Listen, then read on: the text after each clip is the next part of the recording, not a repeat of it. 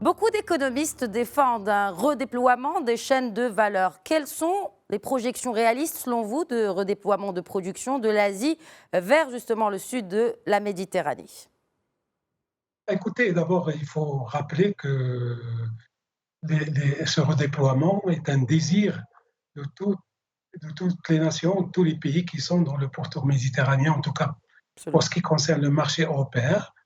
Bon, que de l'autre côté, la Chine ne va pas se laisser faire, ça ne va pas être un cadeau offert à ces pays. Et c'est une question de compétitivité, d'intérêt, d'attractivité.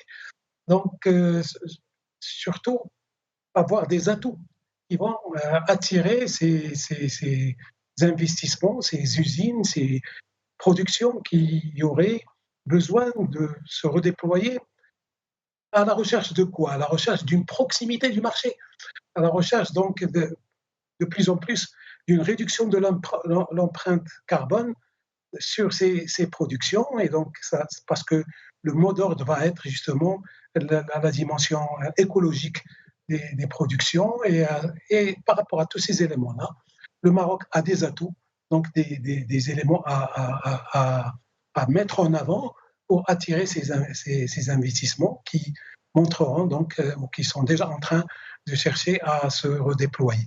Et je Puisque... citerai parmi ces atouts, Oui, bien sûr. j'aimerais citer parmi ces atouts un ensemble d'éléments, et je commencerai par l'élément plus important pour l'investisseur, qui est la stabilité et la force de l'État. Le Maroc l'a montré à plusieurs reprises, et pendant cette crise, ça a été démontré avec une grande séduction, je dirais, au niveau international. Anticipation, euh, rapidité de réaction et surtout maîtrise de la situation. Ce n'est pas la première fois que le Maroc fait montre de cette force de la puissance étatique, de son organisation. Alors, Deuxièmement, j'ai- il y a une série d'atouts oui, bien importants. sûr. Notre proximité des marchés. Nous sommes proches du marché européen, dans le marché africain, et nous sommes aussi proches du marché nord-américain. Une proximité géographique, certes, mais aussi une proximité par les infrastructures que le Maroc a mis en place, sur lesquelles nous avons investi depuis longtemps, et également par les accords de libre-échange et des accords stratégiques que nous avons avec ces régions du monde. Donc, cette proximité entre dans justement la réduction des coûts et dans la réduction de l'empreinte carbone. Le Maroc a également fait preuve d'une agilité durant cette crise-là. On a pu rapidement redéployer des industries existantes pour répondre à des besoins immédiats dans le domaine textile comme dans le domaine de l'aéronautique.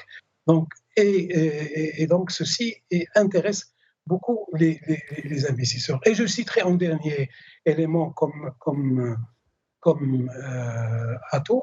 Donc, notre politique industrielle, le Maroc a déjà des écosystèmes bien établis, Oui. donc, qui peuvent attirer les investisseurs, et notamment dans le domaine automobile, dans le domaine pharmaceutique, mais aussi dans le domaine de l'électronique et des énergies renouvelables.